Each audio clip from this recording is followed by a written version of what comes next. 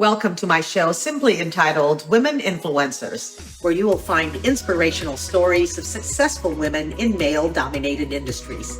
I am Veronica Malolos, CCIM, founder and CEO of the Capstack Group of companies, providing commercial real estate development, brokerage, and property management services in the greater Orlando area.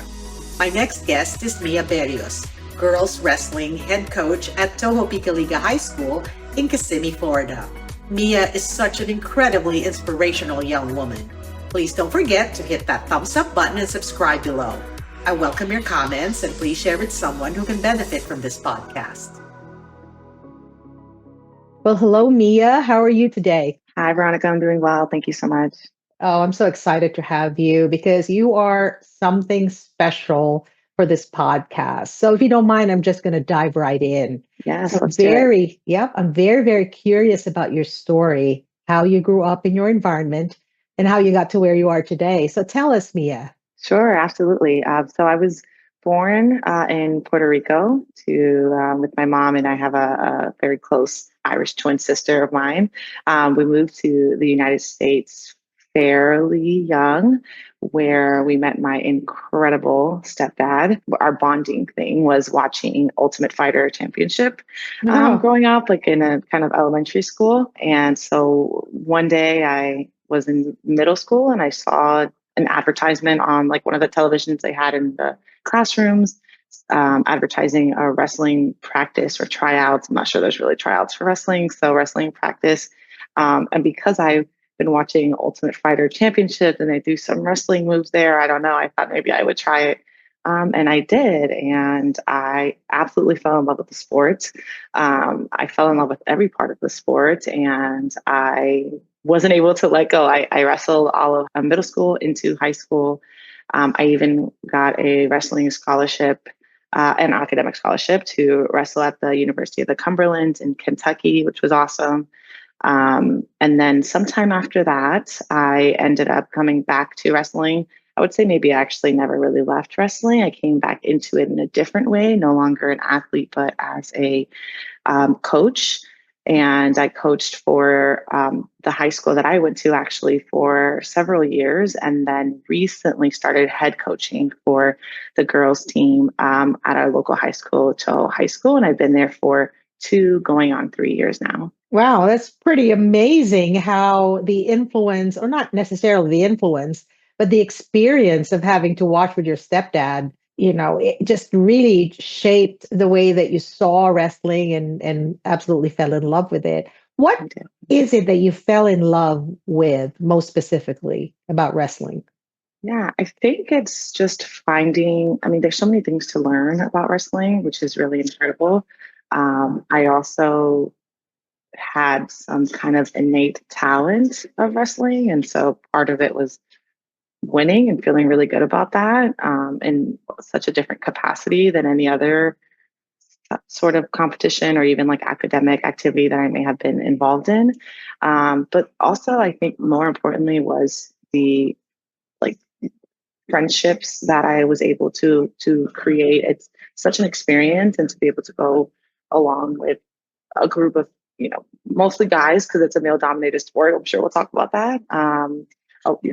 Along the years and grow with them and learn with them and go through hardships and challenges. It's not easy stepping in front of a random person on the mat and kind of going toe to toe with them. And so it takes a ton of courage, and it's exciting, but it's just a lot of challenges to face together, which really brings people together. And I love that. Oh, well, and I love just listening to you describe it that way. I mean, it's pretty amazing.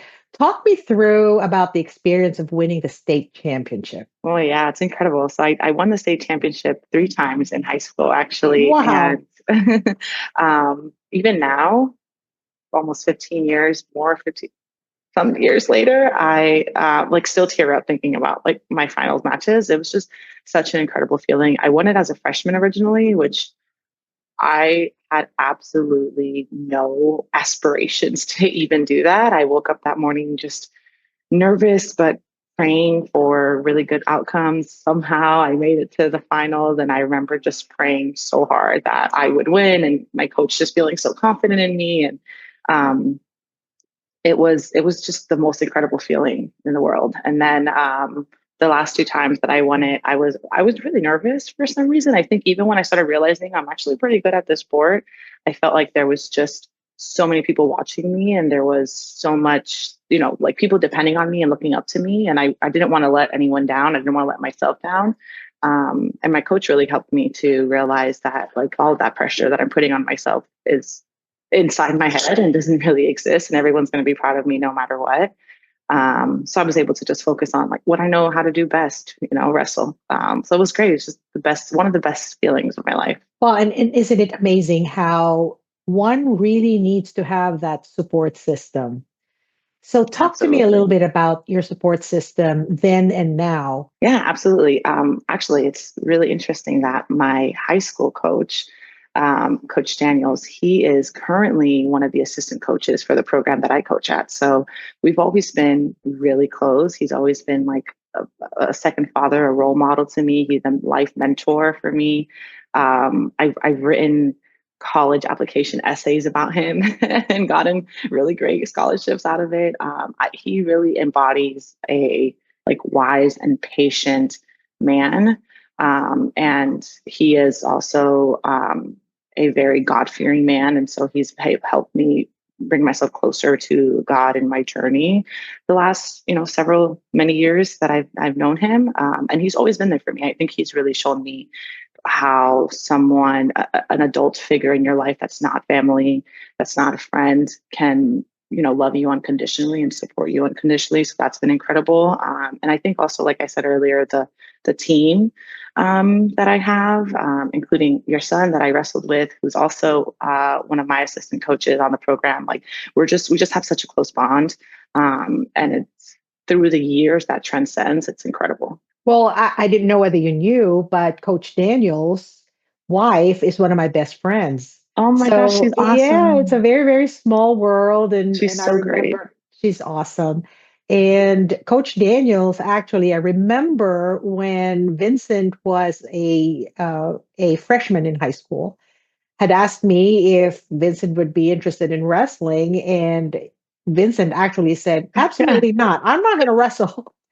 Well, then 4 years later, and of course, now he's also an assistant coach. So it's a yeah, pretty, pretty great story. So tell me about being a girl in a men's sport. yeah. I can talk a lot about that. It's kind of funny because I started this sport when I was 10 years old, and I didn't really think about that. In middle school, I think there was also maybe a little bit more girls, and it was less serious than it started to progress into, but it wasn't necessarily on the forefront of my mind. A little crazy to say, I had all male coaches and mostly male teammates, and I didn't really think about it too much until I got to high school. And there were some girls in the program throughout the years here and there, but I would confidently say I was essentially the only girl on the team for the majority of the time. Um, and it was challenging in some ways, but mostly really empowering, if I'm being honest. I mean, That's awesome. it was great. I wrestled the guys at practice. I wrestled the guys during the tournaments just because I was the only girl. It didn't make a ton of sense to take me to girl tournaments. I wrestled guys, and then it made the girls state tournament easier. And it was just an incredibly empowering feeling to know that I can play with both and I can keep up. And people definitely took me serious. And I think as I grew up, I noticed there were differing opinions on women being in the male dominating sports and industries in general. And I really stand up for that anytime I see that, even now as a coach. Like anytime I see boy wrestlers undermining girls wrestling, it's always like, especially when they're teammates, I'm like, if you guys don't stick up for them, who will? If you guys are not supporting them and believing them, then who will? We need you guys to support us. And I've said that message to plenty of kids, and you can tell in their face that they're listening and they're understanding, and that's hopefully it starts to evolve and change the way they talk about girls wrestling and view them and respect them and so on and so forth. So it's definitely stereotypically challenging, but I also think that um, it's empowering to any female that would be in this sport in every way, whether you're wrestling guys or Oh, that's amazing because I think that one of the things that females need to get over is this story that's running in their head that's telling them, no, don't enter that. That's not your Yeah. circle, or you don't belong there, right? And you've Yeah. proven that. And that's just so amazing. I love that. I am a commercial real estate broker in a very male dominated industry. Mhm. So, I totally relate to what you just said. Well, I wanted to ask you about a challenge that comes to Yeah. mind that you've overcome that you'd like to share to the audience today, what would that be? Yeah, sure.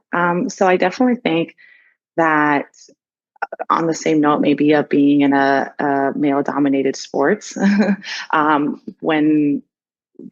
when I have been going through this process and it has evolved in so many different ways, women's wrestling to what it is now, a sanctioned, you know, NCAA official recognized sport, which back then it really wasn't. It wasn't sanctioned at all. There weren't a ton of rules. It was very, very challenging. Hold on, Um, hold on. Are you saying that when you were in high school, it was not as today? And no, it that's was. so it's that recent? Oh yeah. Oh, Oh, I even as I was coaching at Gateway, where I went to school, the first 2 years that I coached there, it still wasn't sanctioned. I got to be a coach when it became sanctioned, when the boys and girls official high school state championship combined. So, I got to be a part of the history, which is so incredible. And just this year, well, now it's 2025, so just 2024, they officially recognize it as an NCAA D1 sport. I mean, they've had programs.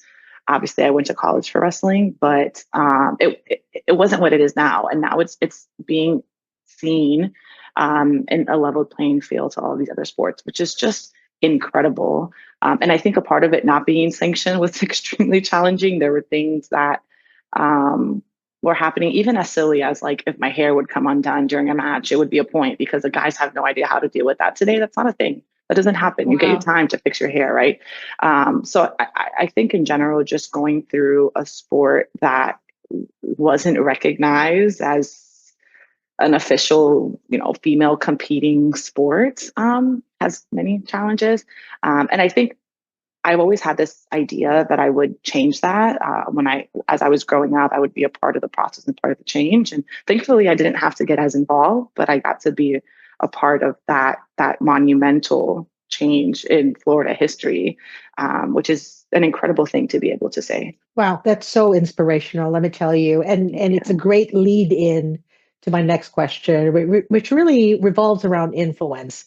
You've talked a little bit about perhaps the way that you stood up in a male dominated industry and having to speak up has actually hopefully positively affected or impacted the men around you. Yes. So tell us about that influence, and if you're so proud of that, what exactly would that be? Yeah, of course. So I'll specifically highlight my girls. I am, fairly involved in the boys and the girls team, but I am the girls head coach, and they are such a special group of girls. They mean so much to me. And through some of the things that I have learned in this sport and in life, I one of my number one priorities, forget the coaching and them being good at wrestling. That'll come if it comes. But more importantly, I want them to become really incredible, inspirational, empowered, self-sufficient, responsible young women as they get older. And I consistently preach to them how important it is to speak up, to use their voice, to not be afraid, to not listen to that voice in their head.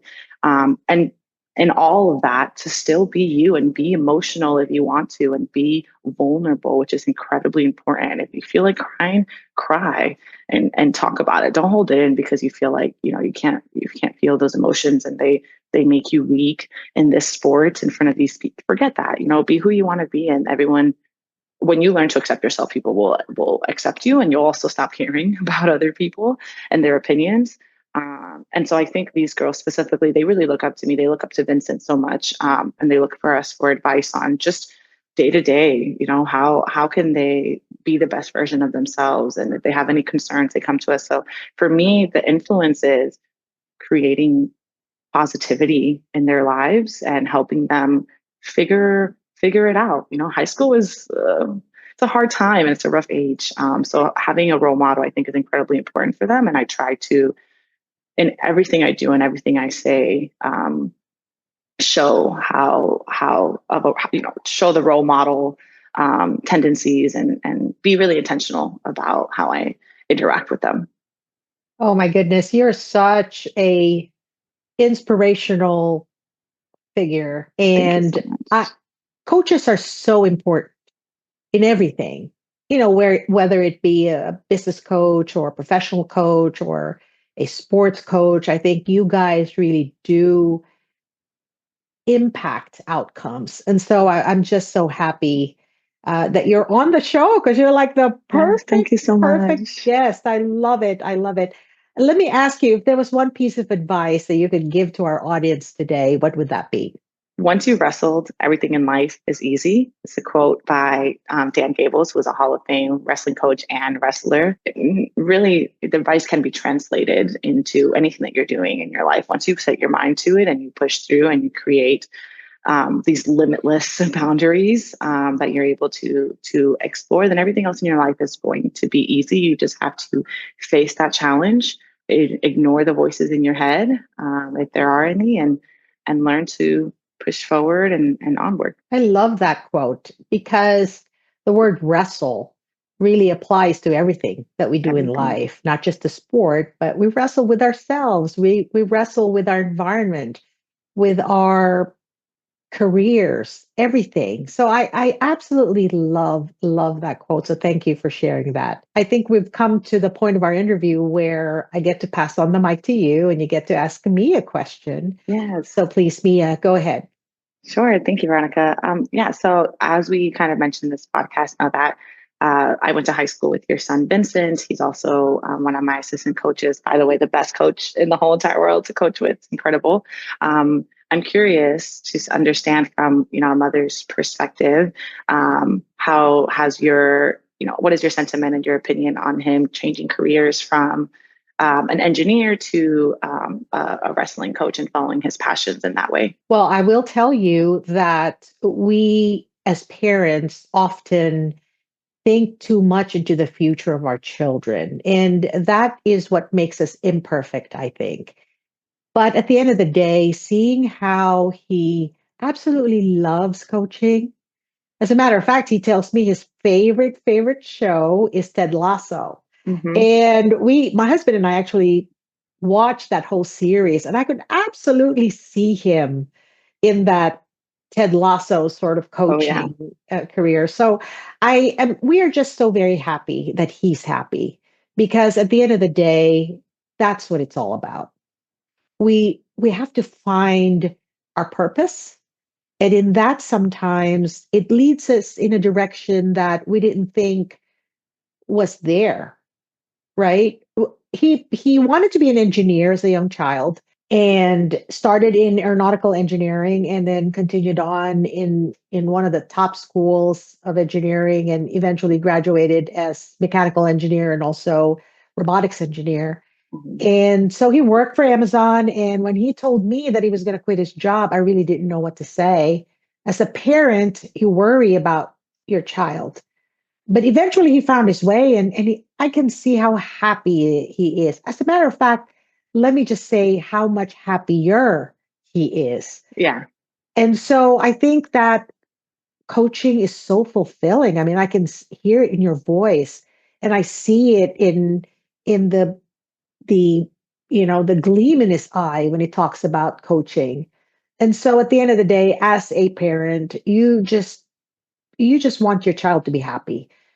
And so however that leads him to his future, I know that he is going to be applying some of his other skills in other ventures, but I think that was just so important to him for the very Yeah. same reasons that it's important to you. So Yeah. thank you for that question. I absolutely love that question. Well, Of course. Mia, before we go, do you have any parting words for our audience today? I just want to say, Veronica, thank you so much for having me on the show. I'm just incredibly happy to be a part of this. Another monumental moment in history for women empowerment, really. And, really, if you can take away anything from this podcast today, it's just to follow your heart, follow your passions, and be true to yourself no matter what. Thank you. Thank you, Mia. And thank you for spending the time with me today. I appreciate it very much. I am so very much inspired by this episode. So I'm going to say goodbye. Oh, no, I'm going to say farewell. And I wish you all the very best. And I'm just so happy for all the women that you're coaching. So thank you. Thank you for having me.